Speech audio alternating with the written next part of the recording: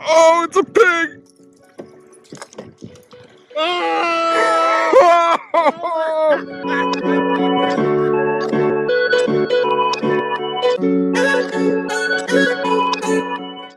Welcome to the Lake Erie Kayak Anglers Podcast, the podcast designed to make you a better angler. I'm Chuck Earls from Lake Erie Kayak Fishing.com. Today we have a special guest.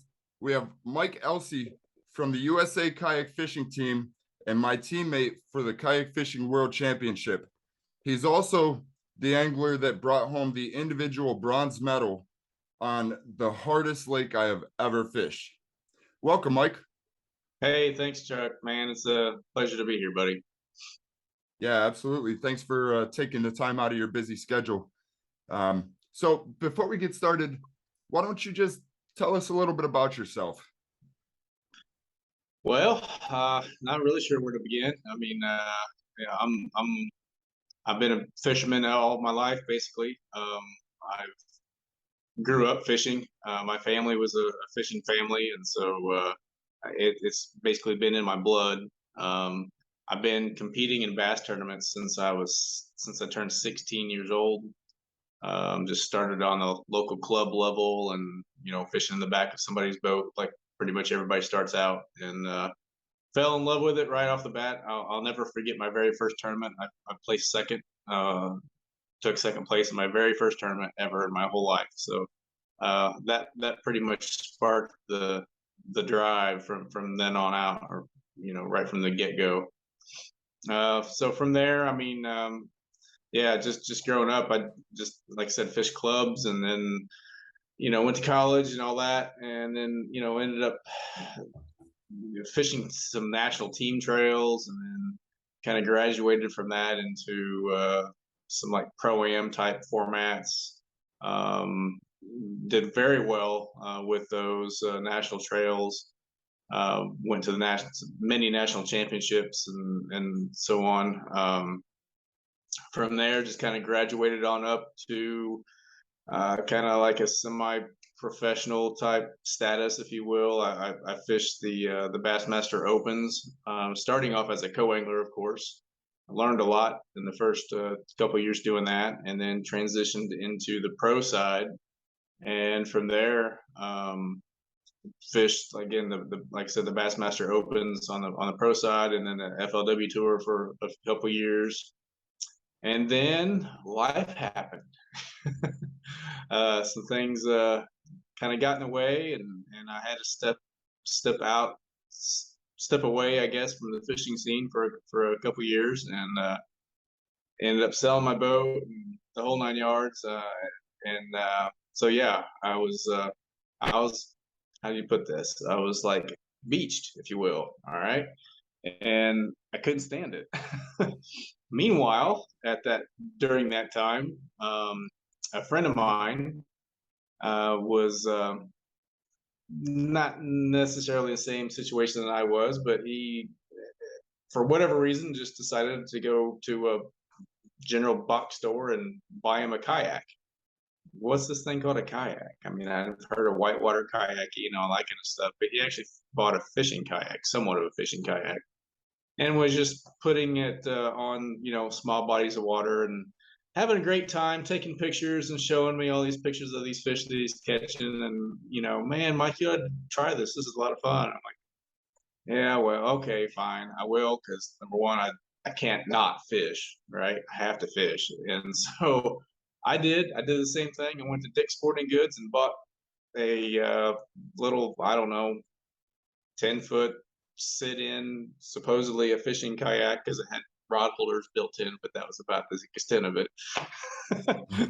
A little spot for like a little tackle box about that big to be strapped down on front. But at any rate, that's kind of where I cut my teeth, and did the same thing. Just started off fishing a couple ponds and stuff, and yeah, it was fun. I mean, don't get me wrong, I had a blast with that little thing, but I'll try to speed the story up a little bit. But so while that was going on, I had also discovered that kayak fishing was like a real thing, and it was bigger than what I imagined even at that time. And by the way, this was just now only 4 years ago. And so yeah, there was like a whole tournament scene and all that. And so that really kind of got my motor running. No pun intended. But so anyway, that following winter at our local boat sport and travel show, there were a couple vendors, kayak dealers there, and one of which had the native watercraft line on the showroom floor. And all right off the bat, I just like, that's the way to go. I mean, I could pedal, I could still fish, I could still cast. That's what is going to suit me.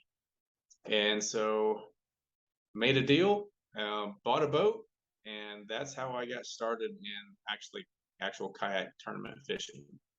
I started off just fishing the state challenge series for KBF, which is those are essentially month-long tournaments where you have all month long to catch your best 5 bass and submit them. And I ended up winning a couple months. In fact, I ended up was the challenge. They didn't actually have the title at that time, but they had I was the #1 guy or the challenge series angler of the year for Indiana that year, my first year. And that qualified me for the 2019, the next year's national championship. Okay, cool. I'll go. So I went. That was my first major, like, you know, in person, people coming from all over the place kayak tournament. And in fact, there were 467 anglers at this national championship, which just blew me away. Um, lo and behold, I turned around and win that sucker. I actually won the 2019 KBF National Championship, and that right there actually changed my life. That set me up to kind of pursue kayak angling as a full-time career, and so that's what I'm attempting to do, or have been trying to do ever since. And I've had really good success. I've been, in the top 10 in angler of the year status 2 out of the 4 years so far. And it's just been a wild, one amazing ride. So that's kind of a little bit of background, and then yeah, so that just kind of leads right into what we're getting ready to talk about here. Got the invitation to join Team USA a few, I don't know, I guess a couple months ago. Time flies. It's just like everything's been a blur since then with everything going on. And so, yeah, that's where we are. And we just got back, as you well know, you were there with me. We just got back from the adventure of a freaking lifetime, man. Yeah, it was an incredible adventure, but it seemed like everything wanted to stop us along the way. Oh man, that's an understatement. I mean, the Yeah. first thing was you showed up at my door the night before, and our electronics, the active target, was delayed in shipping, and that was scheduled to show up after our flight. So we shrugged it off, got ready, headed to the airport, and that's when we were met with that ridiculous expense for bags. I think between you and I, what did we spend? $2,500 in baggage. Well, I actually just scanned the receipts. I mean, we split them up. I had more bags than you, and so they were, and I didn't know, and you didn't know either at the time, that it's like so much for one bag, and then it's like the price goes up for each additional bag after that. And so, what we did, if you remember, is we just split it right down the middle, and we put, 4 pieces of luggage on my ticket and 4 pieces of luggage on your ticket, and but then that didn't work out so well either. So I just decided to pay for it all. And so that's what it was. And yeah, it came out to be $1,150 actually for that baggage. So it was a little bit of a punch in the gut, but what you do, it's only money, right? Right. And it was only, that was just getting there. So That was just on getting there, right? One way. on the way One back, way. I know my luggage was around 360, and I think you said yours was somewhere Yeah, over $800. $820. Yeah, Yeah, which is ouch. it starts making you wonder, would it have been cheaper just to buy some stuff over there? Yeah, I've been thinking about that ever since we got back, actually. Maybe next time. We'll see how it goes. If Right. there's a next time, we'll see what happens. So let's let's get into the flight. So we flew out of Cleveland into New York, and we're carrying the Yeah, 23 12 volt amp hour 23. batteries, and Mhm. that's a little bit more than what you're supposed to carry. But it was necessary for the electronics that we needed for this tournament. So we hit New York and hit security. They pulled the batteries out and pulled out our electronics, and they had no clue what it was. We tried to explain, this is, it's fish finding equipment. This is what it's used for. Those batteries are to power it. And eventually they let us on our way. And we thought we were good. We thought we were set on our way to Madrid. And then why don't you tell us what happened on the way there? Well, yeah. So our flight into Madrid was running a little bit behind, and unbeknownst to us, of course, because naturally we've never even been there. I, for one, had no idea how big that airport is in Madrid. I mean, on the way back, since I had such a long layover, I took some pictures, and the concourses are so far away. The concourse that we had to travel to was clear on the opposite side of the grounds, on the other side of the runway. And the train that we were on for 20 minutes, I guess it was, ran underground all that way. So yeah, so our flight was late getting in. So essentially, as we were getting off our plane into Madrid, our connecting flight was essentially getting ready to take off, which was located on the opposite side of the airport, not including going through the time that it took to go through security and all that. It was 25 minutes from point A to point B. And so, yeah, long story short, as you know, we missed the flight. There was just no way. There was no possible way of getting there. And so we missed it.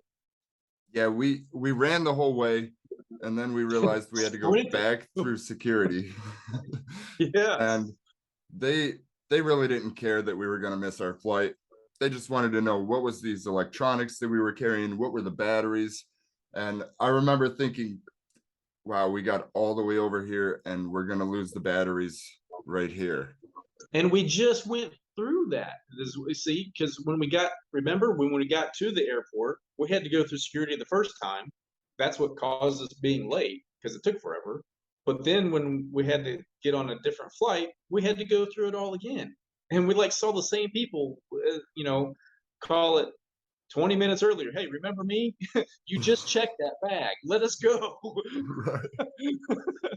That's kind of what I was thinking. I know I didn't say it out loud. Well, maybe I did. I don't know. I'm pretty that, sure I that was did. the case. Yeah, yeah. Yeah, Uh, we missed our first flight, and the customer service counter was not as far as we had came initially, but clear on the other side of the concourse, and we were met with probably most of our flight because they had yeah, missed it everybody too. missed it. Right, right. So we stood there for an hour waiting to get another ticket, and then went back through well, no, we didn't go through security yet because that flight was supposed to leave from that concourse. So we sat there for 2 hours watching the flight. All of a sudden, that flight disappeared off the screen. And lo and behold, China was sending up some parts for their Chinese space station, and one of the boosters was uncontrollably falling back to the Earth. And we were kind of in the red zone. So they shut down the airspace and redirected everything, put us on a third flight, which put us back through security. And that flight was leaving now. So we ran to security. We tried to get back through security. We ran there.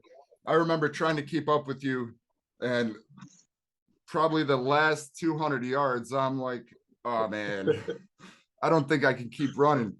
You made it and held the flight for a couple of seconds, and we got on and we were on our way. But not to our destination airport. We were, was it Vigo? Vigo, they took us to a completely different airport where once we got there, then we had to catch a ride on a bus, which was, what was that, 3 hours or something like that? I think it Back was like towards 2.5 hours. I mean, something plus like waiting for that. the bus. Right, right. So it was a long haul just to get to our original destination of Porto in Portugal. And then And what happened, Chuck? where was our baggage? Who knows? They were Who sitting at knows? one of the airports, waiting for us. Not So just one day either, folks. Our luggage was gone completely out of reach, out of sight for 2 whole days. The only thing we had was our luggage, our carry-on. That was it for 2 days. right. Ah. And so Eric Jackson picked us up. We got to the resort and we realized that there was an issue with the transportation company for the kayaks that were being sent over for us. So we didn't only not have our fishing gear, we didn't have boats to fish out of. You know, fortunately, Francisco over at Saber Pesca had a boat, let us use the boat for the day and their gear. And we got out and had the opportunity to experience the lake at least one day. You know, the plan was to have 3 full days before the start of the tournament to dial it in. We were supposed to arrive at 7:30 in the morning, figured few hours getting gear ready, and we could at least have a little bit of time to break down the water and explore, and then have 2 more days to pre-fish and learn the lake before the start of the tournament, which obviously that did not happen. Not even close. Yeah. It's a good thing we went there as early as we did, because if all as and of course we haven't finished the whole story yet, but if everything that took place would have taken place on our, call it, normal schedule of getting there, we wouldn't have been able to compete then. Yep. Not at all. We'd have missed the whole thing. Right. We will be back after the short break. Today's podcast brought to you by Lake Erie Kayak Fishing.com. Come along with me and experience one of the best freshwater fisheries in the world while chasing monsters kayak fishing Lake Erie. We now return to the show. So Native Watercraft Europe actually sent us over the original 2 boats. The transportation company somewhere got lost along the way, and that delayed them. So Native Watercraft Europe stepped up, grabbed 2 more boats, and expedited them to us to ensure that we had them for the tournament. Well, somehow one of the boats showed up without a rudder. You know, mistakes happen. That's just life. Nobody's perfect. So I reached back out to Native Watercraft Europe, and they grabbed the rudder and not overnighted it. I mean, within 12 hours, we had a rudder, because Same day shipping. Yeah. I remember seeing your face and you're like, after all these problems, your boat doesn't have a rudder. So I Googled it and I'm like, 24 hours one way. There's no way we can drive there and get one. And I didn't know of anywhere else to get that rudder.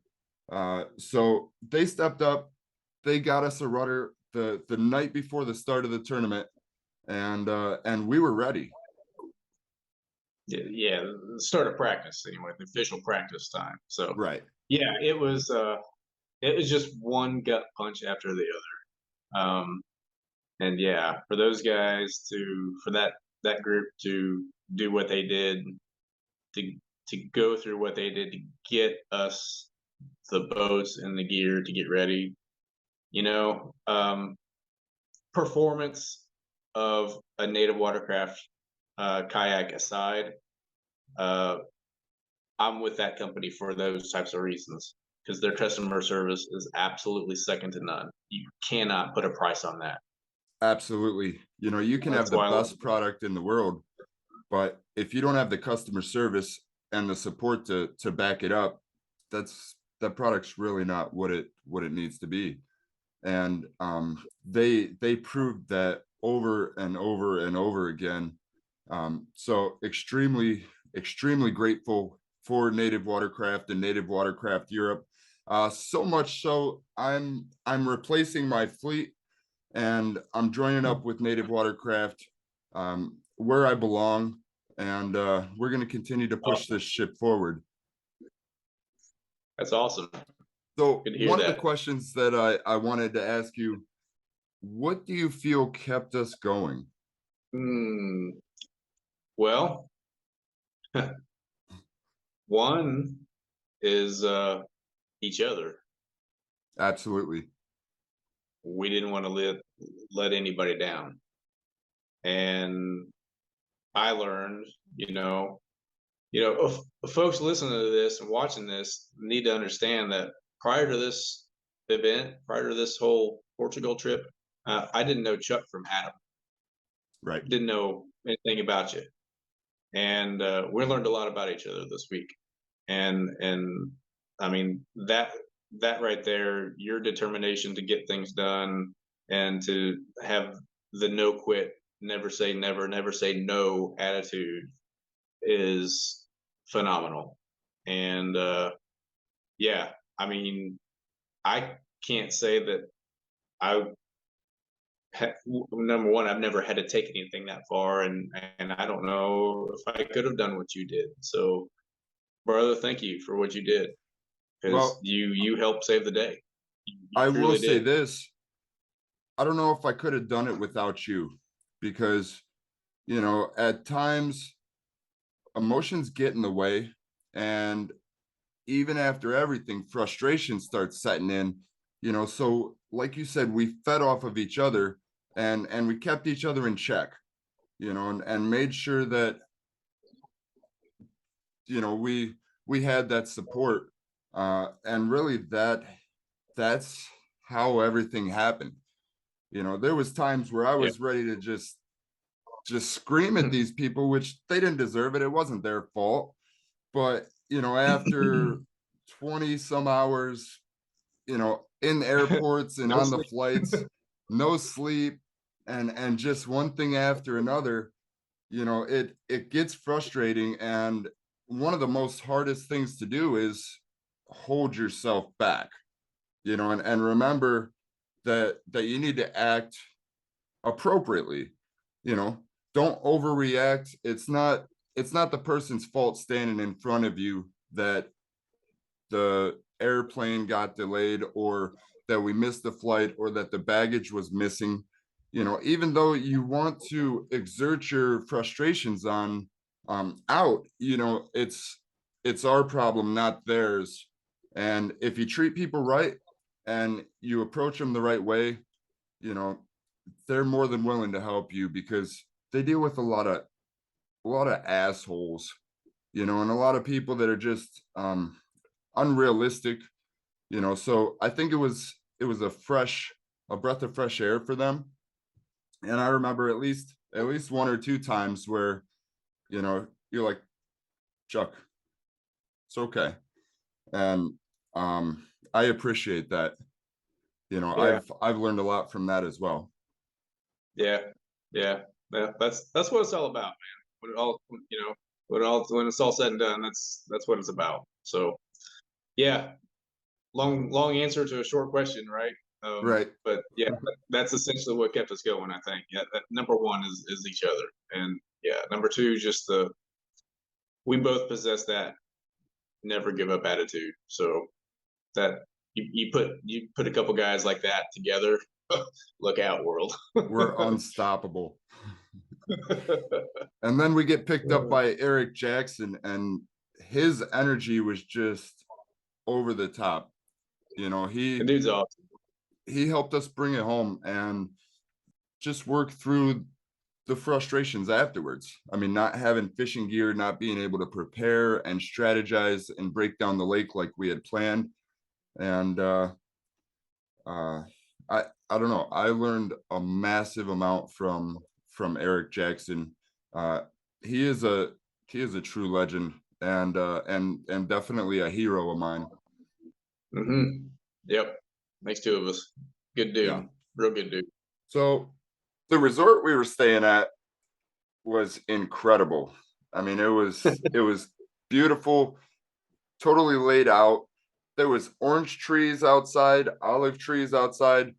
The food was phenomenal, and the customer service was at the same level. I remember every morning looking forward to that glass of that fresh squeezed orange juice from the oranges outside.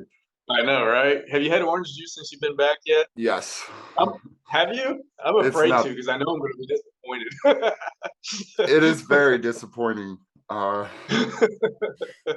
You know, just another reason to go back to Portugal. Right?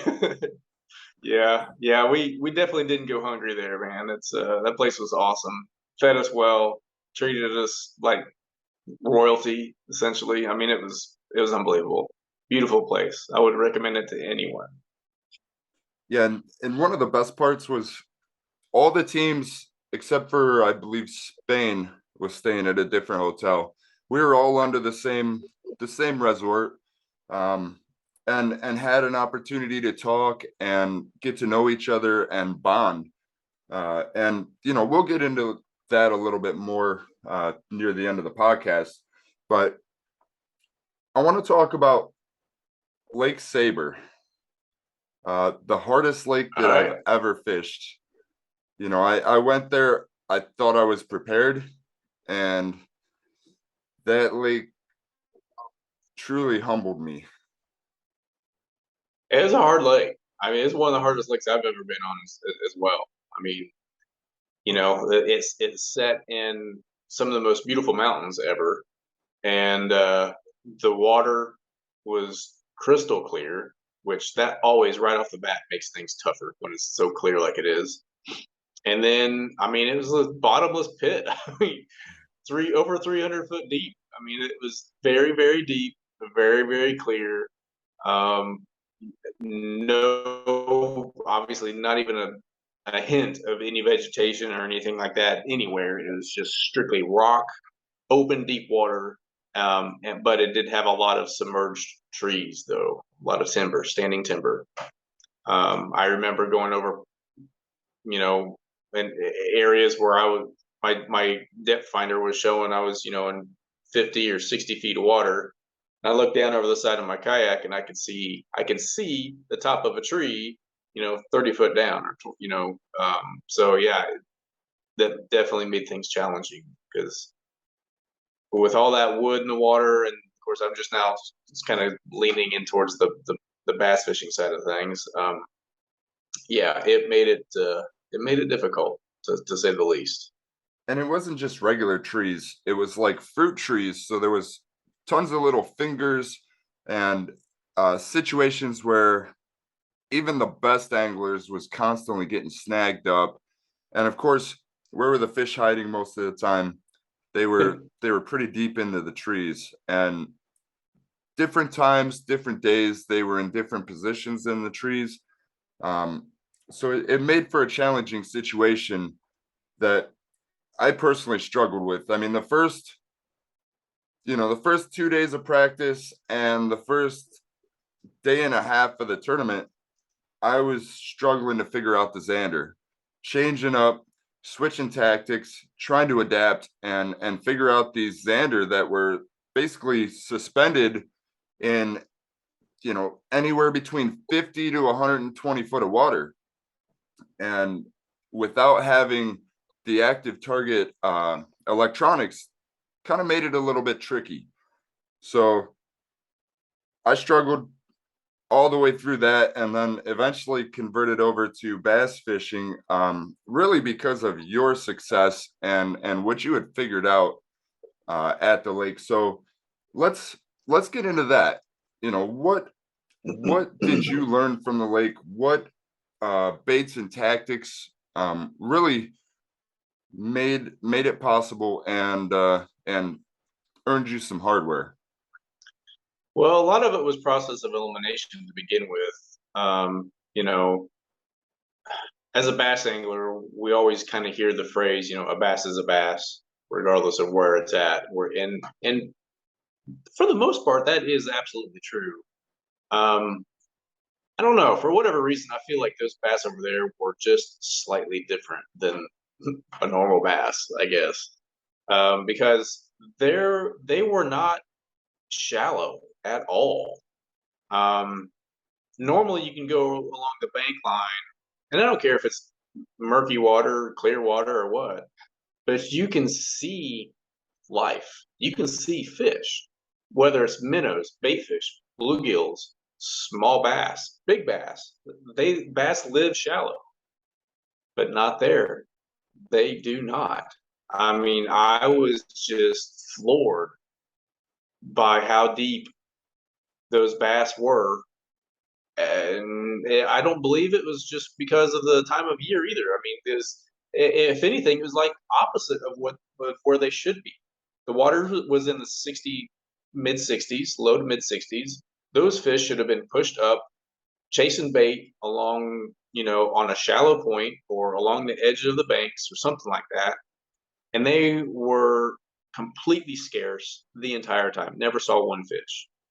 If anything did bust, it was out there in the middle of, you know, 140 foot of water or something, just a random a random splash here and there.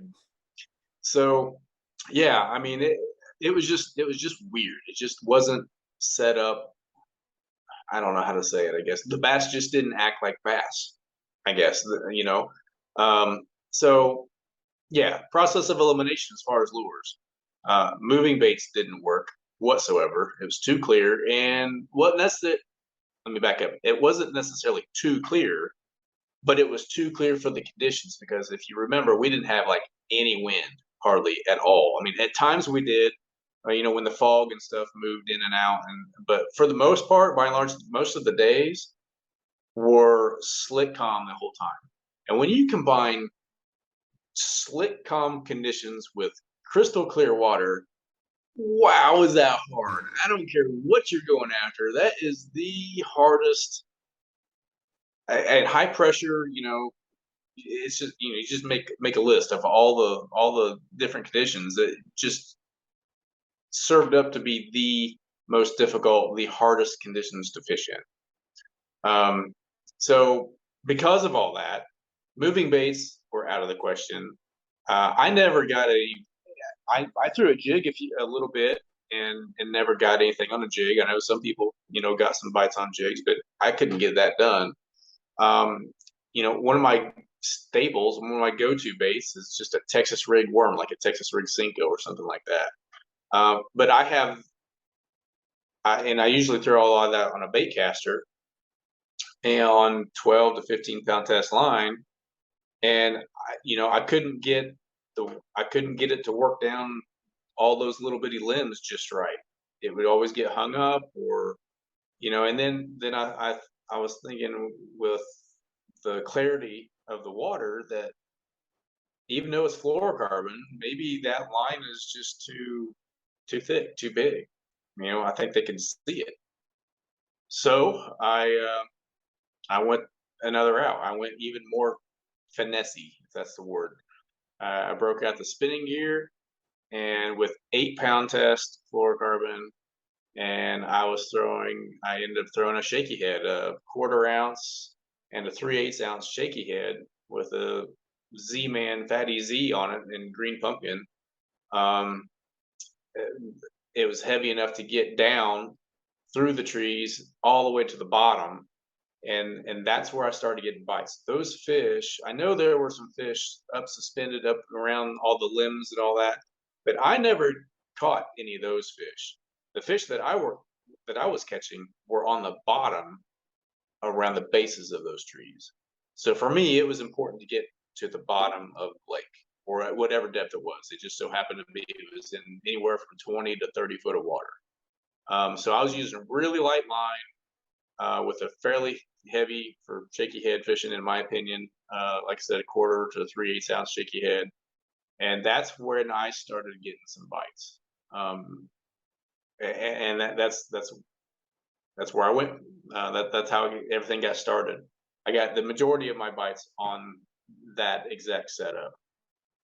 When it really got even harder, if that was even a thing, because it was tough for the very beginning. The wind died, the sun got higher in the afternoon, and so the whole lake was a mirror, bright blue, not a single cloud in the sky. I downsized even more. I went to a 6-ounce Ned rig with a big TRD, also in green pumpkin, and I picked up a few more bites that way. And this end of the second day and all of the third day that's what I caught my fish on, was the big TRD.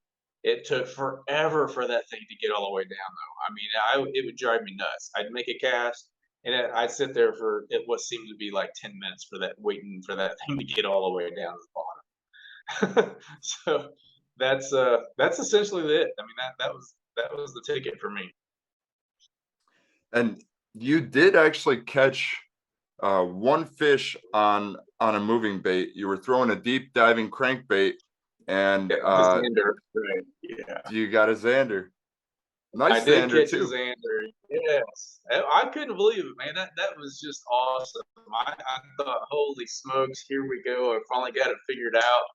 I know how to catch a Xander now, at least. I mean, it's different than what everybody else is doing, because the guys that were really doing well on the Xander, they had the live sonar technology, whether it was the Garmin Live Scope or the Lowrance Active Target or whatever the model was. But they were able to single out or see those fish.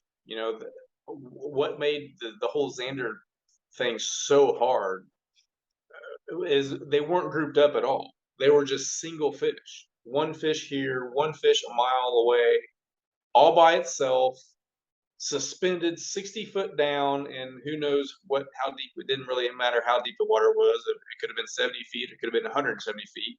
Those fish were still in there around that 50 to 60 foot mark, just like hanging there, just still. Nothing happening there. But those guys that caught them were able to see them on their live sonar technology, get right over the top of them, and drop their bait down basically right there in their face. And those fish, that's what they did. They just came up there, ate it, and that's how they caught them.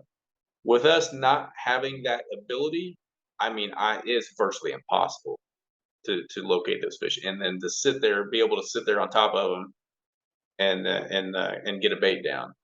So my hat's off to them. Obviously, the technology was a big player for them, but you still, I mean, even that, I know you still got to catch them, but you know what I'm saying, right? Right. Helps to know where they are before you can even begin to think about catching them. Yep. And shout out to those guys. Team England, Team Portugal. They, near the end, they were pretty willing to share real knowledge, not BS. They were saying, hey guys, this is what I'm doing. This is what I'm using. And sometimes it's a 40-gram jig head on, like a little 2-inch swim bait. And that was the ticket. Sometimes it was a 5-gram jig head on a little 2-inch swim bait. Of course, I started out throwing, big meaty swim baits. Tried to downsize from there, but I just couldn't seal the deal. But it was super cool for them to be willing to share information during a tournament. especially a world tournament where we're all competing for our country. So Yeah, hats that was off to awesome. those guys. Absolutely. Yep. That's they were true sportsmen for doing that. Absolutely. Yeah. So the end of day 5. Did you have anything else you wanted to say about the lake? Oh, I mean, as hard as that lake was, I would love to go back again. Because I mean, it was absolutely gorgeous. I'd love to be able to explore more of the lake, be able to go, further up the lake. We had a boundary where we could go past the fish. I'm still convinced the better fishing was probably up past that boundary. There's more nooks and crannies, more little coves, and the whole thing kind of turns into more of a river where it just necks down and gets. I think it'd just be a little bit easier to break down, but anyway, that's part of the challenge, I guess. But no, it was a great lake. Those bass, by the way, I do want to say this: those fish, they fought so freaking hard. I could not believe it. They blew my mind how hard those bass fought. I mean, yeah, I know I was using light tackle and all that, and I was afraid to, try to horse those fish out of the trees because I figured they'd just pop the line. And so, unfortunately, I did lose a few key fish, especially on the second day. I only got 4 bites all day the second day, and unfortunately, I only got 2 of them in the boat. How hard those fish fought. I mean, it was just it was amazing how hard those fish pulled, and they just bulldogged down, and I couldn't stop them. I mean, I lost a couple key fish on the second day, and I really wish I'd have had just even one of those because that would have put me in a different color medal. That's all right. Though. That's fishing. But yeah, it was a battle for sure. It was awesome. Yeah, we came back to the ramp at the end of day 5, which was day 3 of the actual tournament.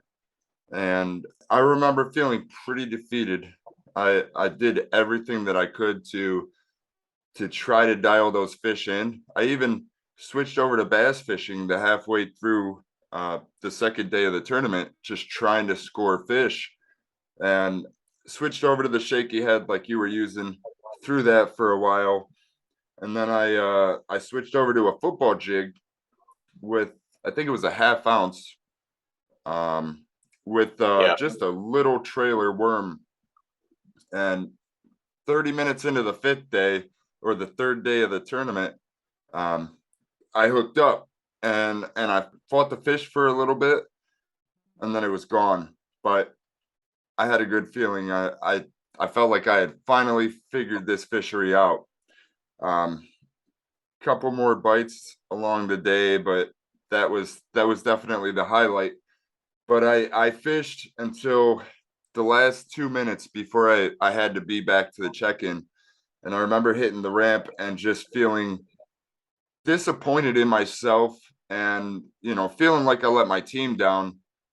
And but the important thing, I didn't portray that on others. I went up, I congratulated the winners, I congratulated everybody. They all did a great job. My feelings, my internal feelings, had nothing to do with them. And I remember the ride home was a pretty emotional one for me, but very necessary because I needed to get those emotions out. I'm not one that likes to give up. There's always a way. There's always another tactic, another path. But this was the end of the tournament, and I ended up fishless, which is a hard pill to swallow. But by the time we got back to the hotel, I was feeling better. Your and Eric's energy just helped pick me up, and we got to experience the rest of the trip. And I would say that's even at the level of the first half of the trip. It was incredible. We went to the award ceremony and got to recognize everybody. Everybody signed everybody's stuff and gave gifts, and just fueled that camaraderie that we had grown and produced over the tournament. Yeah, it was awesome. I mean, the whole camaraderie and everybody celebrating everybody basically at the end was, man, again, you could not put a price tag on that at all. It was phenomenal. They did a great job with the awards and the whole ceremony. I mean, I was, of course, getting a medal was just obviously one of many highlights. But I mean, it was that's what we went there for. But we gained so much more than hardware, and I'm saying we on that. Um, I may have did that on the individual basis, but we we went there together as a team, and that's what it was all about. The whole thing was just completely. It was just awesome. I was just babbling. It's just like it was awesome. I can't see anything It else. it It was really was. wonderful. Even almost a week later, I'm still trying to digest it all and break Yeah. it all down. So tell me, what were some of the most memorable experiences? Oh man. Well, you know, starting with obviously just the crazy adventure, just getting there. I cannot narrow it down to just one or two things because the whole thing from the very start to the very end was memorable. It's something that I will cherish forever. But the opening ceremonies, them playing our national anthem and all that. I mean, I it was everything I could do to keep the tears from just gushing, from that because it was just the whole thing was just an emotional experience.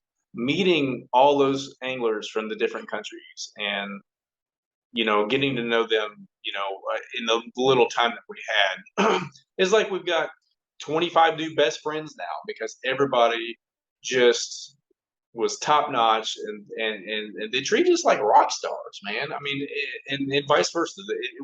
It went back and forth just like that. And so that was a huge highlight in my book. And then outside of the competition, right after everything was over, and we were on our way back, just hanging out, getting ready to, or having the opportunity to just walk through the town a little bit, just to kind of see the sights, and then we took off to get a little bit closer to the airport because you had to take off, the following morning. Us in the town of Bildacon, getting the chance to go through the Nello factory for the all the racing kayaks and dip in a little bit of Eric's world, with his whitewater stuff and all that was cool as it could be. Hanging out in just a little mom and pop restaurant before meeting the great living legend himself, Oscar Chalupsky. Man, that guy right there, and I'm sure you're going to go and talk about him just a little bit more, but that was that was phenomenal to have dinner with that man and to have him sign his book for us and all that. And I'll let you kind of go into that just a little bit more. You get a more of a connection with that, with our dear friend Levi. So I'm going to let you get into that, but that was just again one of many highlights of the whole thing. There was not one from start to finish. It was all a highlight, man. I just It can't. really I just was. can't. I can't narrow it down. I remember sitting there with Oscar and Eric sitting across the table from us, and we're having some port wine, having some Super Bock, which is the best beer around. Pretty good stuff. And you turned to me and you said exactly what I was thinking. You said, "How cool is this? We're sitting with legends, and these two guys, they are legends, but they didn't act like legends. They were super down to earth people, very humbled, very genuine, and just a moment I'll never forget. and then we went back to Oscar's house because he wrote a book. I needed a copy of that book, and I love having signed copies by the author, especially a book like that. So we went back and we're sharing stories and just growing closer together. And he signed a copy for you and I, and then he signed a special copy for Levi, who's a 6-year-old boy in our community who's he's fighting leukemia. And Levi was brought to the Lake Erie Walleye Trail because his absolute favorite thing to do in life is fish. Well, before we actually flew out, you came out and met me, and we met up with Levi, took some pictures, got a pep talk from him, gave him a flag, a hat, and some cool stuff, and just gave back. Yeah. Because that was awesome. Again, that was another highlight. It just was. It just was. That was a highlight for me. Yeah. And so going back, we're sitting in Oscar's beautiful apartment. I mean, it was just incredible. And Oscar signs a copy of the book for Levi. He said, "Keep fighting the fight. You can do it." And since then, I've read probably almost half of Oscar's book to this point, and it's incredible. I tend to be a very deep person. We were meant to meet Oscar and help share his story. This is a guy he's diagnosed with multiple myeloma, which is a bone marrow disease, supposedly incurable. But if you ask Oscar, he's simply just hanging around until they find a cure. This guy, he goes out, has his chemotherapy. The following day, he grabs his surf ski and he goes out and trains and keeps pushing and keeps that positive mindset. And that's something that we can all learn from. Yeah. Yeah. The guy when he was diagnosed, they gave him 6 months to live. That was a couple years ago, right? And I believe like so, you yeah. said, he does not quit. He doesn't give up. Like you just said, he goes through chemo one day, and the very next day he's out there paddling. He's training like he's getting ready for the next Olympics. Which, by the way, you didn't mention yet, but I mean, this guy's a 12-time world champion. I mean, Right. Can you say Superman? Right? The dude is Superman. I don't care. That's him. And I think it wasn't until around age 30, because he's from South Africa, and back then there was a lot of politics, so he was not allowed to compete. So guys say halfway through his life and achieved 12 world championships. I mean, that's incredible. Yeah, absolutely. Yeah. Not to mention the fact that, he had been kayak fishing since the mid-70s. Right. Before kayak fishing was even kayak fishing. Right. Yeah, he'd already done. Just an incredible guy. Yeah. All right, so let's talk about the moment we realized that our return flight was totally different. Yeah, so we were eating lunch there, just having a good old time, and then all of a sudden we just look and say, "Hey, let's check out our itinerary. When do we need to be at the airport?" And yeah, you needed to be there way before me. Well, I think mine was like So, 8:20 a.m. and yours was yeah, 8:20 p.m., which is why we didn't catch yeah, it, the first time. yeah. It was messed up. It was a little bit of a cluster there, but when it was all said and done, there wasn't anything we could do, and so we just rode it out. You took off in the morning, and I took off that night. I think your trip was pretty Smooth smooth sailing. and smooth sailing all the way through, right? Yeah, I didn't quite have that luck, but I got to Madrid and was met with a 14-hour layover. Yeah, 14 hours. That's a long time to just slum in an airport. And I all the couldn't get a hotels were room. booked. So, They were booked, and I mean, I probably could have gone to the outskirts, but then I would have had to gotten a cab or a shuttle or something like that, and then they were really expensive, and I was just like, nope, I'm gonna stay here where I know I need to be. So I did, and it's probably a good thing it had 14 hours because I think it took 3 hours for me to figure out where the heck I had to go to get to the other side of the concourse. So I did finally make it though. Took the train again underneath the whole runway and all that jazz. And yep, got on my connecting flight 1 o'clock the next day. Flew to Philly, flew to Philadelphia there, and that's where I went through customs, and everything actually was pretty smooth there.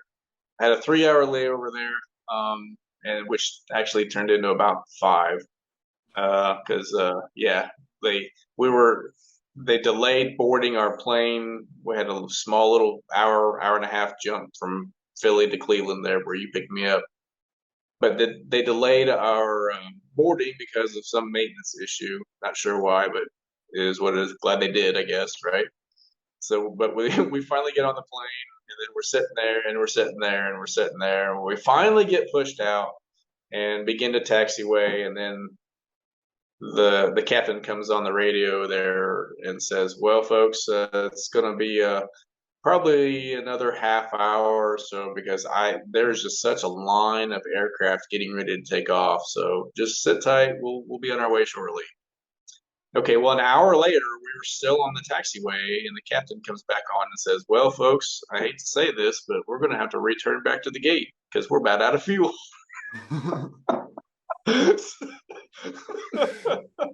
oh man. I'm like, "Are you freaking kidding me right now?" So, yep, we go all the way back to the gate. We sit there for another half hour, 45 minutes to get refueled. And then finally we get on our way. And so, yeah, we were still on the taxiway at the time that I was supposed to be landing and actually being picked up by you the first time. And so, anyway, we finally got on our way, got to Cleveland. All my luggage was there. Yay. And met you and you picked me up way late at night. And then, yeah, crashed at your place, got up the next morning and headed home. Yeah. And there we go. Back to reality. So tell me, what's on the horizon? What do you have planned for the future? Man, well, for the near future, like as in the next couple of months, a whole lot of hopefully nothing. Now, I hope to get in the woods a little bit. I'm a big time deer hunter as well, and I've completely missed pretty much all season. Haven't even been able to think about that yet because I've been fishing. Not that I'm complaining, because it's a good problem to have. But I want to get some time in the woods, and then work on some sponsorship stuff, throughout the winter. I've only got a couple months because then the next 2023 season starts up at the end of January for me down in Florida. So yeah, next year is going to be kind of more of the same, really. We'll be fishing some KBF events and hopefully some Hobie events. I'm involved with the KFL a little bit too. It's a team concept that came out a couple years ago, which is a lot of fun. And hopefully, Lord willing, have an opportunity to go after another medal come next June, as the next kayak fishing World Championships are going to be held right here on our home turf in Center Hill Lake in Tennessee. So that is going to be absolutely phenomenal. So Incredible. We'll see. And I've already first I accepted the fact that I'm not the best bass fisherman in the nation by far. I'm pretty far down the list. You're a walleye guy, man.